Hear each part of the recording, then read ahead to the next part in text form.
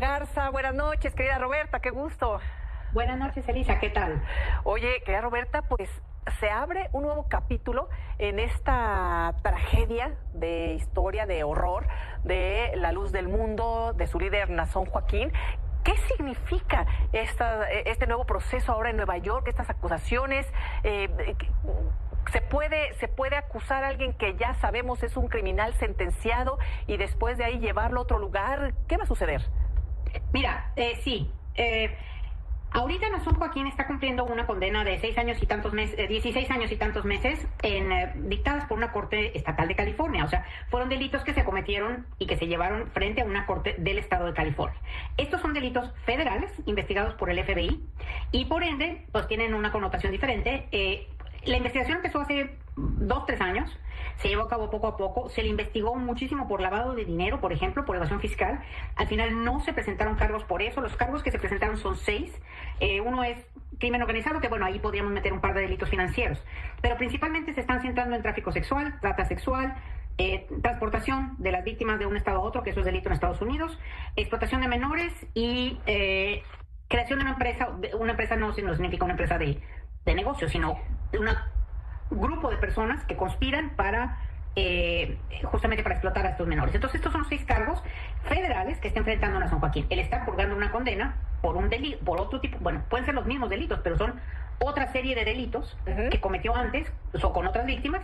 Las 5 víctimas, las 5 famosas Jane Does que le fincaron estos cargos por los cuales el estado de California lo enjuició y lo metió a la cárcel, sí. Son 5 personas. Ahorita tenemos a 10 testigos también anónimos por la naturaleza de los delitos, que que son por lo mismo, pueden ser los mismos delitos en el sentido de que son delitos de naturaleza sexual, de abuso sexual, de trata, pero son personas diferentes y por lo mismo se persiguen pues, desde otras cortes, de otra manera, en otra ocasión.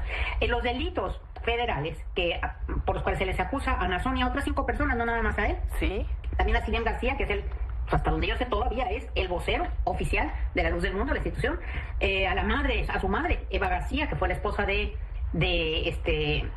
Samuel, el anterior apóstol. Sí. También tenemos a Rosa Sosa, que es una de las principales, de las más antiguas, digamos, grupo de mujeres que le buscaban a las víctimas de entre los menores de edad entre el grupo, que popularmente se les conoce como vestales, son parte de las incondicionales de los apóstoles. Rosa Sosa y Azalia Rangel, que si bien, no sé si recordarás, que ella enfrentó juicio junto al apóstol en la Corte de California, junto con Susana Medina y Alondra Ocampo, y fue la única que no estuvo en el juicio porque estaba prófuga. Sigue prófuga. Sabemos que está en México, pero bueno, para Estados Unidos pues sigue prófuga. Y Yoram Núñez, que es su sobrino. Todos ellos están acusados de ser cómplices de la empresa criminal por la cual reclutaba muchachas, niñas, en muchos casos, abusaba de ellas y era encubierto y exonerado por el grupo.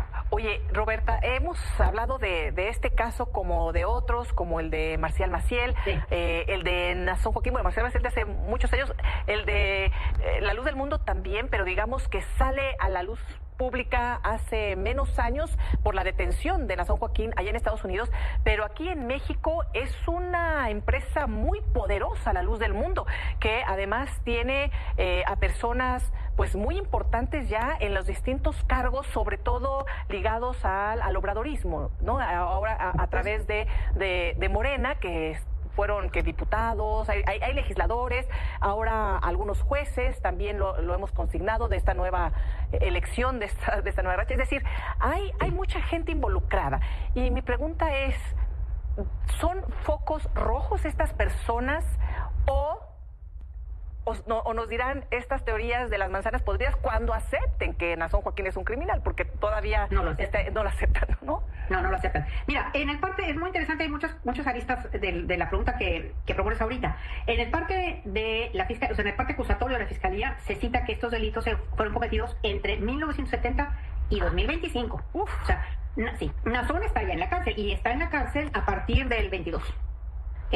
Bueno, incluso antes, porque se le empezó el juicio en el 2000, hace un par de años, pero se le encarceló antes. Pero el punto es que él ya estaba en la cárcel, pero los delitos que se acusa a estas personas, encubrimiento, tráfico, etcétera, pues siguieron cometiéndose aún después de que él estaba en la cárcel. En prisión hasta este año. Exactamente. Ahora, en lo que apuntas, muy interesantemente, si sufrió maltratos en su trabajo, esto podría ser una oportunidad para arreglar. Soy la abogada.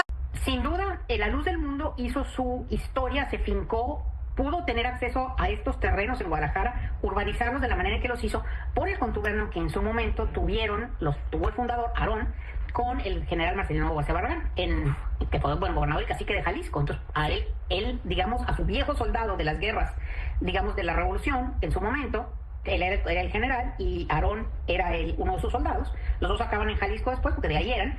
Y entonces, cuando Aarón se convierte en pastor, en apóstol de Jesucristo, el general, que en ese momento vuelve a ser cacique de Jalisco, pues le da, digamos, todas las facilidades a cambio de una cantidad de personas para lo que se ofrezca. ¿Quieres inflar un mitin? ¿Quieres ir a protestar a algún candidato opositor, algún compadre opositor?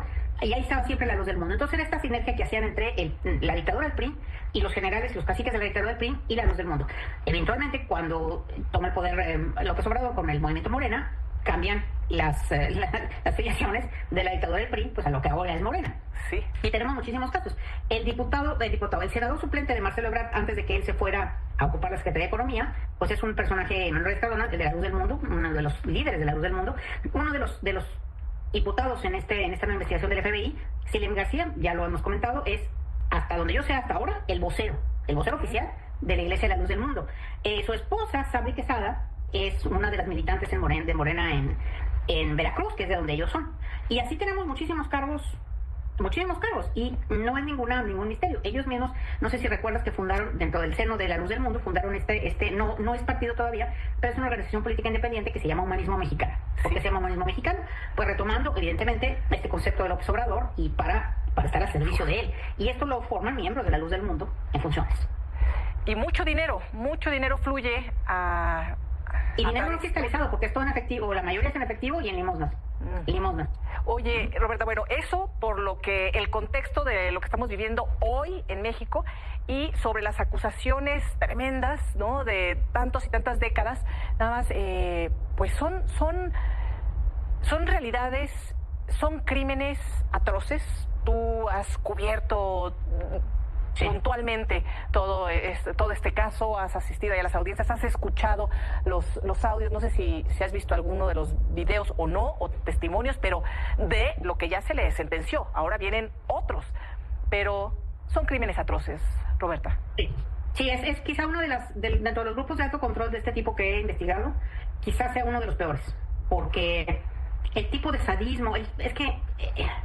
Ahora sí que, si tú eres Dios, y literalmente ellos, eso es lo que se dicen, el apóstol de Jesucristo, ellos son Dios, o sea, no Dios, pero pues casi, no, la mano derecha de Dios, así se presentan. Entonces, tienen un poder absoluto. Acordemos que tienen un feudo, o sea, tienen una colonia que es de ellos, en donde las casas que ellos otorgan en esa colonia las presta o las renta la iglesia. Entonces, imagínate toda la gente que está alrededor del gran templo donde viven la familia de los Joaquines, todos son incondicionales por gusto o por necesidad, porque si alguien empieza a externar alguna duda o alguna cosa, pues le quitan su casa, le quitan su negocio, y literalmente le quitan su casa, porque la casa pues es de la iglesia, ¿no? Entonces te quitan tu negocio, y inmediatamente te conviertes en un apestado social, dentro de una limitación geográfica. O sea, aquí ya no hablamos ni siquiera de una sociedad en donde, bueno, las comadres, no, es literalmente todos tus vecinos, toda la gente con la que te relacionas, porque además a ellos no se les invita, más bien se les disuade de frecuentar gente que no es parte de la iglesia. Entonces toda su vida está dentro de la iglesia, y ellos tenían entonces, por ende, los apóstoles de Jesucristo, un poder absoluto como en pocos grupos de alto control yo he visto. Y por ende las perversiones 3 generaciones después empezaron con, bueno, se oye horrible, pero con violaciones simples, si es que hubiera tal cosa. Luego acabaron en cuartos de tortura para bebés, o sea, con ositos de peluche y todo, donde pues había instrumentos para que los apóstoles hicieran lo que quisieran con ellos, ¿no? Y sí es muy, muy fuerte y es muy crudo. Y todas, por cierto, las 10 personas que están acusando o que están sirviendo de testigos para esta segunda investigación, en todas se cita que son menores de edad, o sea, todas son menores, o fueron menores de edad cuando fueron abusadas. Cuando fueron víctimas de estos horrores. Roberta, vamos a seguir muy pendientes, por supuesto, en esta información, en los temas.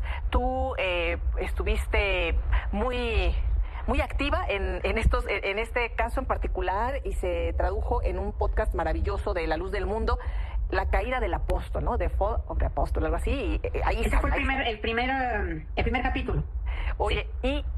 y me estoy ya medio adelantando aquí, pero para concluir y para cerrar, antes de despedirme, te había dicho que cuando pudieras darnos la primicia de otro caso, del caso Marcial Maciel, y los Legionarios de Cristo, que nos avisaras. Y parece ser que podemos informar a nuestra audiencia sobre lo que estuviste trabajando. Sí, Elisa, te agradezco mucho. Bueno, vas a dar ahora sí que la primicia mundial, porque se supone que hasta mañana es cuando se anuncia oficialmente. Ajá. Sale el tráiler, sale el aviso, sale todo, pero pedí permiso, sabía que iba a estar aquí y me lo dieron la productora. Muy bien. Me pidieron hace un año y medio que empezara a trabajar en la temporada 4 de esta serie que se llama Sacred Scandals, y la temporada 4 va a ser justamente sobre Marcial Maciel.